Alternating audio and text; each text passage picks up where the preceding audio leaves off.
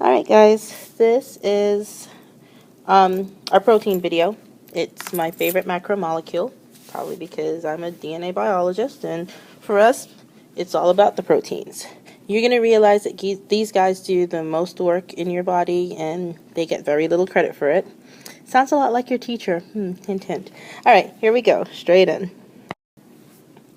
So, it's really hard to pinpoint the functions of a protein because they do so many. So we can come up with lists and lists and lists of things, all of which are done by proteins. So for that reason, we just pretty much term them our multi-purpose molecule. They're made up of several parts and pieces, but you're going to realize as we go through this that those parts and pieces are very key to the jobs that they do. So this is the most structurally and functionally diverse group that we have, and I dare you to name me something that proteins don't actually do, or they're not involved in any way. So most importantly, that they make our enzymes, all of the things that help us to have our reactions happen at the speed they need to happen with. Proteins are responsible for that. They help with structure. Your skin and your hair are all made and supported by special kinds of proteins. They help with transportation. They carry things back and forth. They help with binding of certain substances like oxygen, for example. They're immensely important in cell communication. You would never be able to send signals or have your receptors interpret messages if it weren't for proteins, because not only do they make up the signals themselves, they also make up some of the receptors. They help with defense. You'd be sick every single day, all day long, if you didn't have antibodies, which are types of protein. They help to form contractile units that allow you to move, and they also help to store things. So pretty much every function in the body, there's a protein attached to that. You know how they say there's an app for that? Well, we DNA biologists like to say there's a protein for that.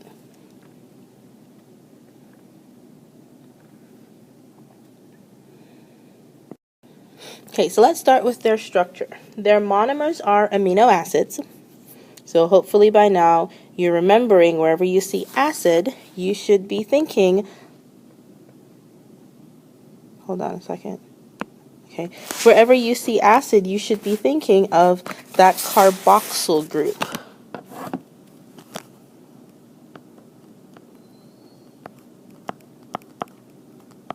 So again, that would be your COOH group. So yes, amino acids have carboxyls on them. Now, there are 20 different types of amino acids, and they can code for several different things. And we'll talk more about how we get our amino acids a little bit later on. When you link a bunch of amino acids together, you end up with what we call a primary protein or a polypeptide. So the peptide is the type of bond that results from dehydration synthesis of proteins. So when you pull that water molecule off, this bond that you're forming right there is called a peptide bond. Polypeptides just mean many peptides, so many peptides linking these amino acids together. Depending on the protein you're forming, it can be held together by several polypeptide chains, all folded together and bonded together, or sometimes it can be one. But they form really large and really complex molecules. Right here and right here, these are computer-generated 3D images of what the actual units look like, and this is more of a cartoon version to kind of give you a better visual. But you can see that they're really large. They have many, many multiple parts and pieces that all fit very intricately together, and without that arrangement, they would be unable to do their jobs.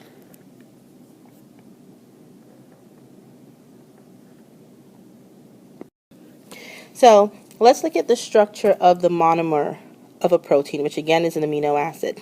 It's made up of a central carbon. Central suggests it's in the middle. And then on, on the left-hand side of that carbon is our amino group. So it's a nitrogen bonded singly to two hydrogens. And then to our immediate right of that central carbon is our carboxyl, our acid group. So our carbon double bonded to an oxygen, and then single bonded to a hydroxyl group. So literally we get the name from amino acid. Now, what makes amino acids different and special is the functional group, or this side chain group called an R group. We stick different functional groups on that central carbon, you change the amino acid you have. When we say change, we mean that that amino acid could be hydrophobic, hydrophilic, polar, nonpolar, which means that it's going to respond and react differently in different environments and when it's in contact with different substances. So again, you change this R group, you're going to change what kind of amino acid you have.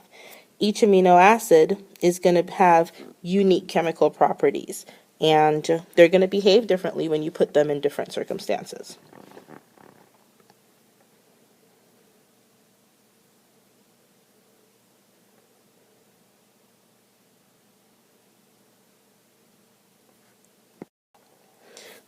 Okay, so there are a bunch of R groups that will change the behavior of your amino acid and in turn your protein.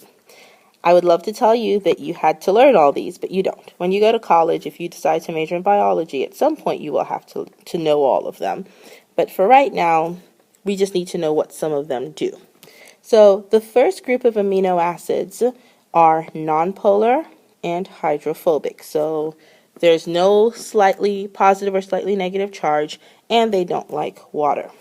I want you to look at the diagrams, and hopefully you'll realize why they're nonpolar and why they are hydrophobic.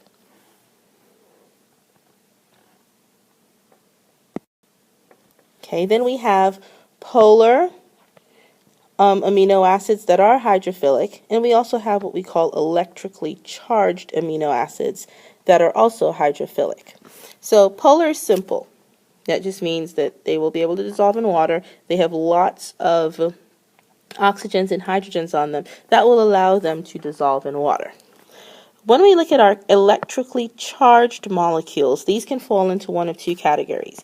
Either they are acidic or they are basic, but overall the molecule has a charge. So that's just what electrically charged means.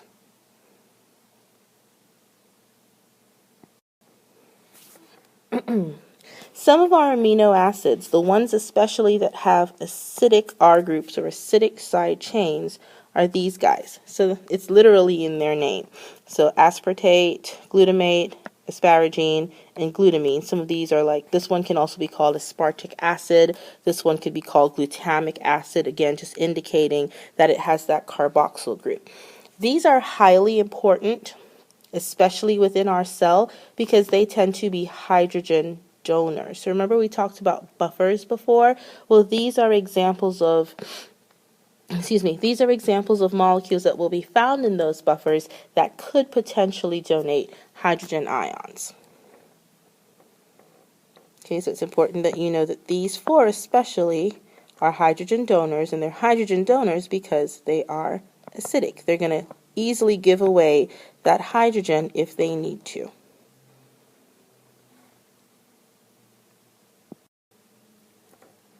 Okay, now on the opposite end, we also have some amino acids that are going to act as hydrogen acceptors. And these are going to be lysine, arginine, and histidine. And the reason that they can behave like hydrogen acceptors is because they are basic. All right, so they have a place that hydrogen can attach itself to.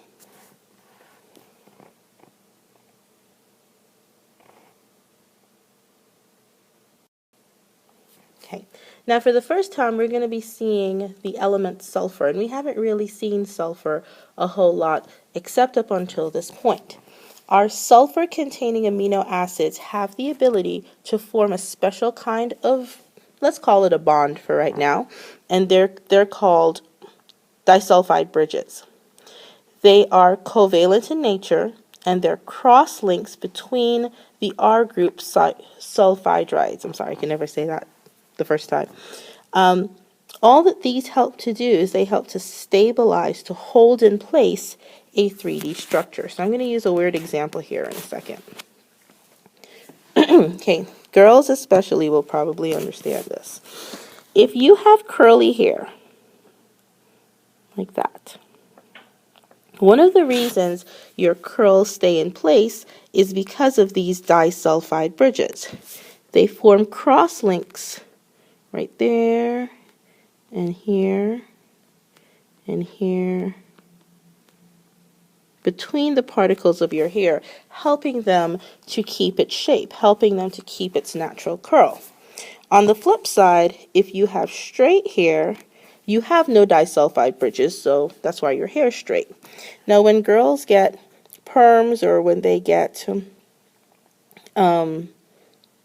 get relaxers, what those things do is they go through and they break all of these little disulfide bridges, allowing your hair to get stretched straight. So when maybe my boys aren't familiar with this, but girls especially, if you ever smell a relaxer, it smells like rotting eggs, and it's because rotting eggs produce a lot of sulfur, hence the scent, and anything that contains sulfur is going to have that smell to it. So there are two amino acids that contain these disulfide bridges, and they are cysteine, I said cysteine, but it's cysteine, and methionine. Methionine especially is highly, highly important. It forms our start codon for when we get to translation in DNA. So this guy is highly important. There's only one methionine.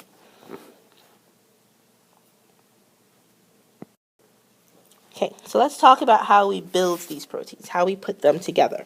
It's the same process that it was for lipids. It's the same process that was for carbohydrates. We're doing it through dehydration synthesis, also known as condensation reaction. So primarily, we are pulling off a water molecule and creating a space along with the help of an enzyme to create a bond between this amino acid and that amino acid. The bond that is formed is called a peptide bond. Again, it's going to be covalent, and it happens between the amine group of one amino acid and the carboxyl group of another amino acid. So for that reason, sometimes it is called a CN or a carbon-nitrogen bond, but the true name is a peptide bond.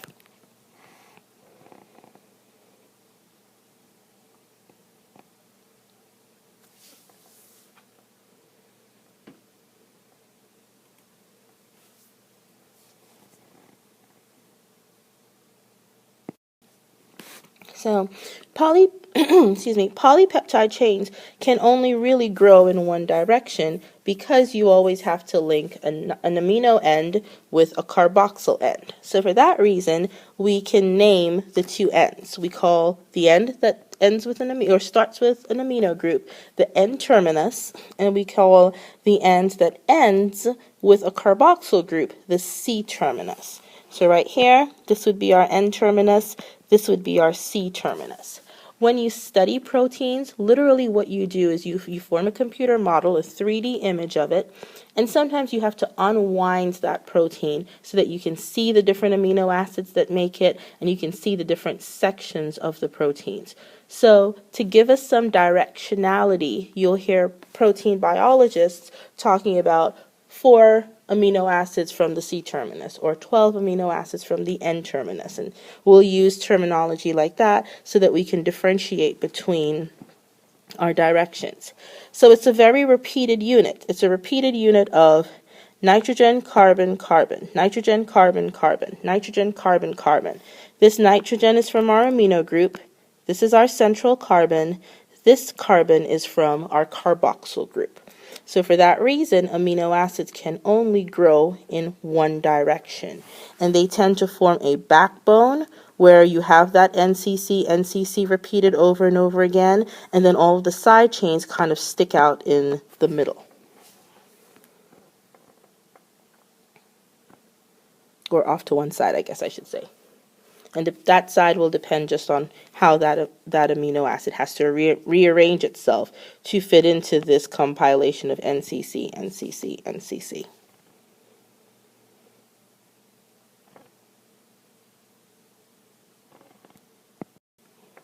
Okay, so let's talk about structure and function. Now, you've heard me say this several times over. Structure depends on function, and function depends on structure. Proteins have a very dynamic 3D structure. It's twisted, it's folded, it's coiled, it's bent back on itself, all into these very unique shapes. And initially it might look like there's no rhyme or reason to it, but I promise you there is. If you change these structures even slightly, sometimes you can change the entire role of that protein, sometimes to the point where the protein can't do its job at all. So even though these structures look, in a way, bizarre or just really, really complex, they're all put together in that way for a reason. So here we have some examples. Pepsin is one of our digestive proteins. You're going to find that in your gut. Then we have hemoglobin, and if you notice, hemoglobin has 4 very distinct regions. We have like a light pink region, a dark pink region, a light brown region, and a dark brown region, and they all kind of fit together, almost like you smushed 4 pieces of paper together, and then you kind of put them in place. Over here we have collagen. Collagen is a very long and a rope-like protein. It also has distinctive regions. We have a green region, like a purplish region, and like a tan color region that are all interwoven between each other. This helps to give this particular protein tensile strength. And when you think that collagen is all about it's a structural protein, it's all about support and building, it makes sense that it's also very, very strong.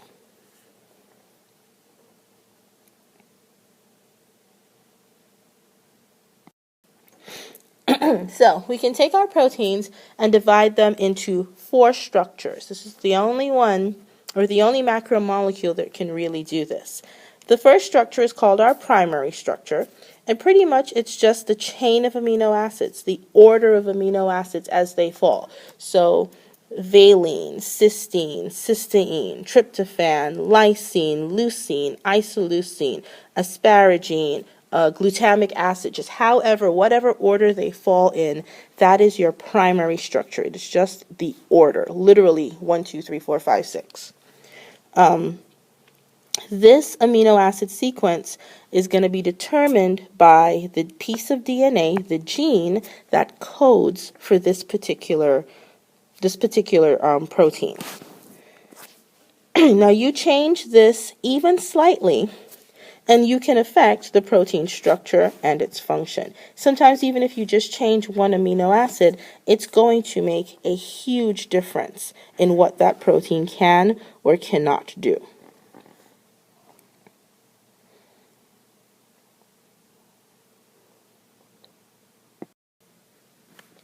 So I keep going back to the condition of sickle cell anemia, but it is a perfect example of how just changing one amino acid in the primary structure of a protein can throw an entire system out of whack. This protein no longer functions. The system itself is now compromised. So a normal person has healthy donut-shaped red blood cells. Those blood cells are flexible, they can squeeze through tiny places, and they carry the proper amount of oxygen. They can bind the correct amount of oxygen that the average person is going to need to be productive. Now, excuse me, what I'm showing you here is a small section of the primary structure for the protein hemoglobin. Hemoglobin is found in red blood cells. It's the part of your red blood cell that holds on to oxygen.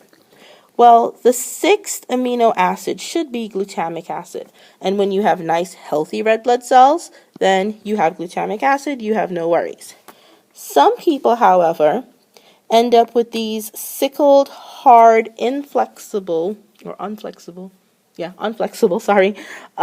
red blood cells that really can't do everything a red blood cell should. They don't hold a lot of oxygen, they can't squeeze through narrow places, and it results in a condition where the person is in intense pain, they can have silent seizures, sometimes they go blind, they lose feeling and sensation in various limbs, they're in pain all the time. It's a really nasty disease.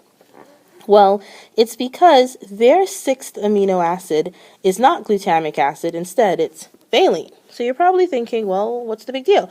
There's 146 amino acids in this particular protein, so, one not being right, that's not such an issue.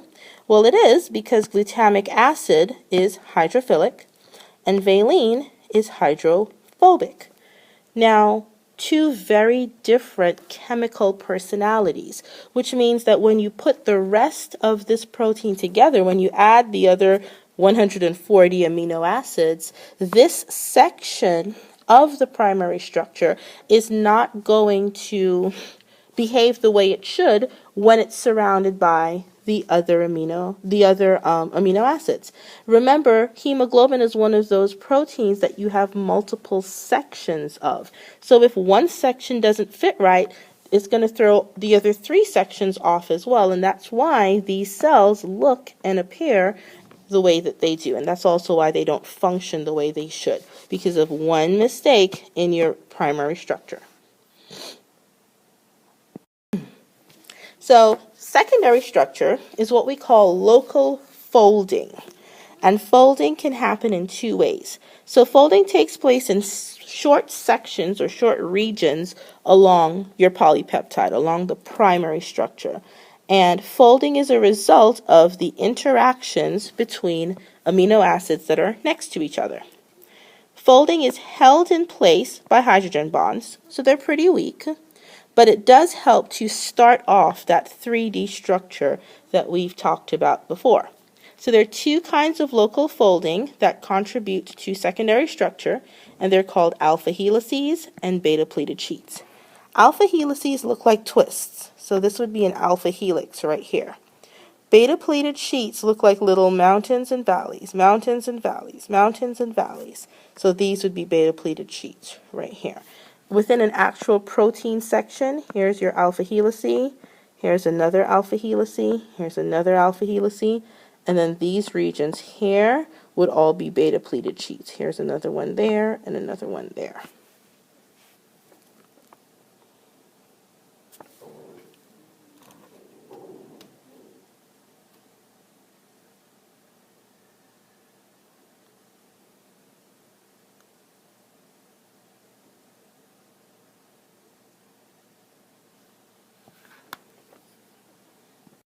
So here's an up close of what an alpha helice and a beta pleated sheet would look like, and also where exactly that hydrogen bonding is taking place. So again, the alpha helice is going to be the twisting region of your polypeptide, whereas the beta pleated sheet looks more like a fold, just like an up and a down. Everywhere there are these little red dots or little red lines, those represent where your hydrogen bonding is going to take place.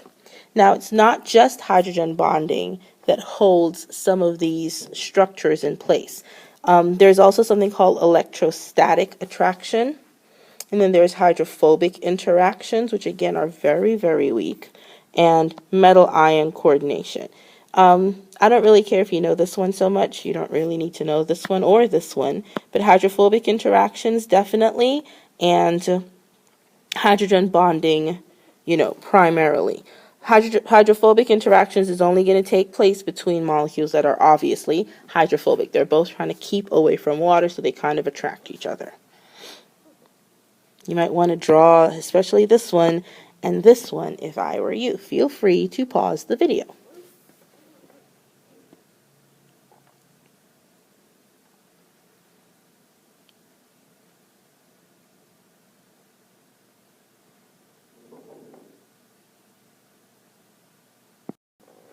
Okay, so tertiary structure is what happens when the entire molecule folds on itself. So amino acid 1, all the way through to amino acid 146. And it's caused because of interactions between distant amino acids. So between amino acids that are at the very front of the molecule, like up here in this region, and amino acids that are probably at the very back of the molecule, or kind of in the middle of the molecule. The forces that hold them together, again, would be things like hydrophobic interactions. So we're just trying to get away from the water. We're all attracted to each other. Then van der Waals forces or van der Waals interactions, which are very, very weak. Excuse me. Hydrogen bonding, sometimes even ionic bonding, and disulfide bridges. Okay. Of the 3 or 4 that we've talked about, disulfide bridges would be the strongest because they are covalent in nature.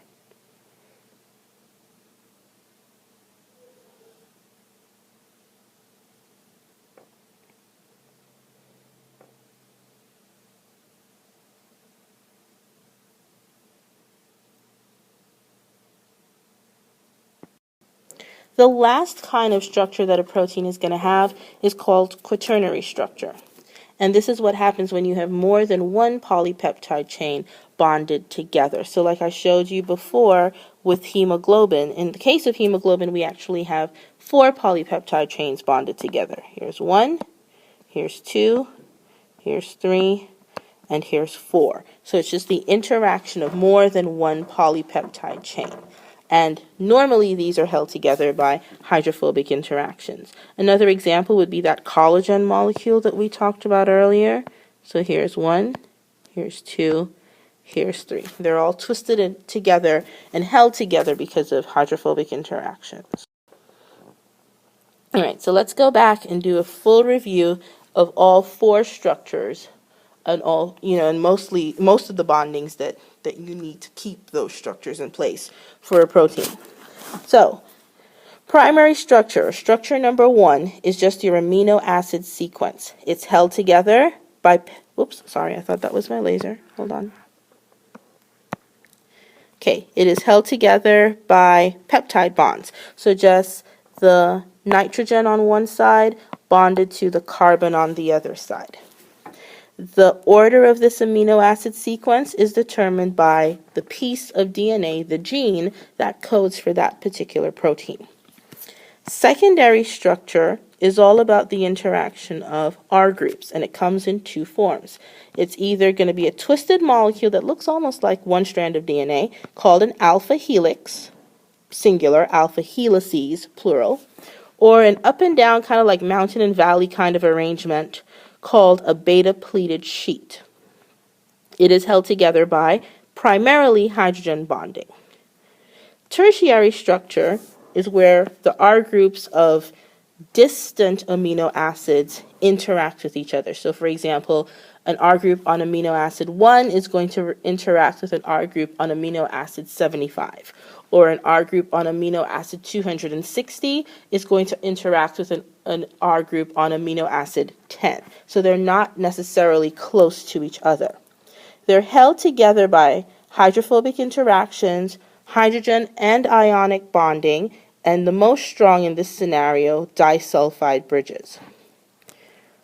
Structure 4, or our quaternary structure, is going to be when multiple polypeptides come together and are held together in place by hydrophobic interactions. So if you look at this particular molecule here, I can see at least 4 of them. Here's 1, here's 2, this looks like 3, and 4. I think this piece is a part of 3, but I could be wrong. But you get the point. There are multiple polypeptides, multiple primary structures involved in this molecule right here. Okay, so in biology, size doesn't matter, but shape does, because if you lose your shape, then you can't do your job.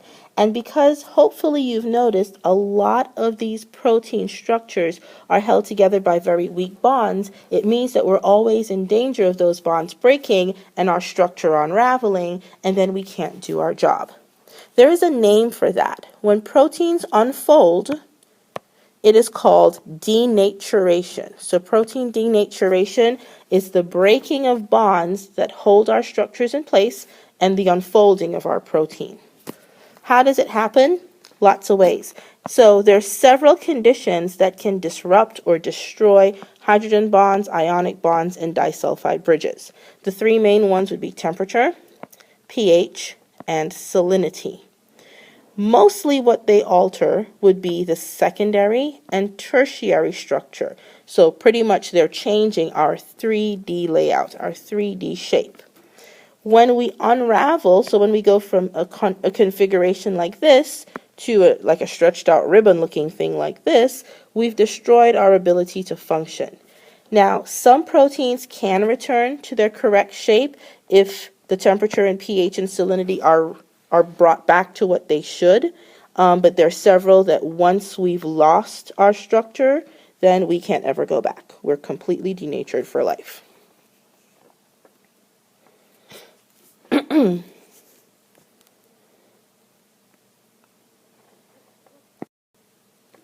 All right, so let's do a quick recap. We said that proteins are very multifunctional. They're the most diverse group that you have in your bodies. They do pretty much everything. Nearly anything you can name, there is a protein either doing it or a protein is involved in some form or fashion. They are made up of a very specific arrangement of nitrogen to carbon to carbon. The carbon in the middle is called the central carbon. Then you find your amino group, which is made up of a nitrogen and 2 hydrogens on your left.